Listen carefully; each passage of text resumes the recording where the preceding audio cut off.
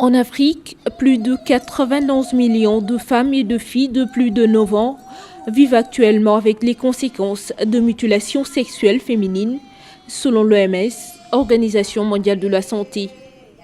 Et d'ici à 2030, ce sont plus de 68 millions de filles qui pourraient être exposées à cette pratique. Cette question est au cœur de la conférence internationale sur les mutilations génitales féminines dans la capitale burkinabé Ouagadougou sur le thème « Galvaniser les engagements politiques pour accélérer l'élimination des mutilations génitales féminines d'ici 2030 ». La conférence internationale que nous avons ouverte aujourd'hui est une conférence de haut niveau qui regroupe les participants des différents pays qui sont concernés par la problématique des mutilations génitales féminines au niveau des différents continents.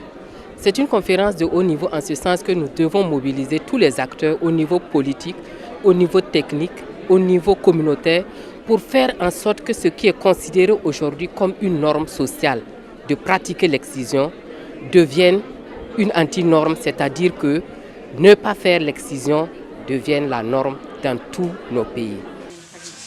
Les mutilations génitales féminines, en plus d'être internationalement considérées comme une violation des droits des jeunes filles et des femmes, constituent un véritable problème de santé publique. Aujourd'hui, on a quand même des évidences dans quelques pays comme le Kenya, la Tanzanie, l'Ouganda, où la pratique de l'excision a pu être liée directement au fait que la fille elle est excisée pour être automatiquement mariée et elle sort de l'école. Donc elle ne va plus à l'école. Et cela se passe aux alentours de 13 ans, 14 ans. Donc vous voyez un petit peu la perte en termes d'opportunités pour la contribution au développement économique de sa communauté, de sa famille et du continent africain. Les mutilations génitales féminines sont une réalité dans plusieurs pays du monde, mais en particulier en Afrique où plus de 29 pays sont concernés par ce fléau.